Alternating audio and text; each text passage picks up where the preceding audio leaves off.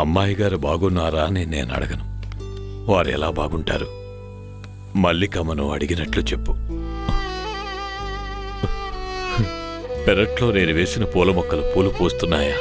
అప్పుడప్పుడు వెళ్ళి అయ్యగారికి, అమ్మగారికి, మల్లికమ్మగారికి ధైర్యం చెప్పు. సరే, ఉంటాను.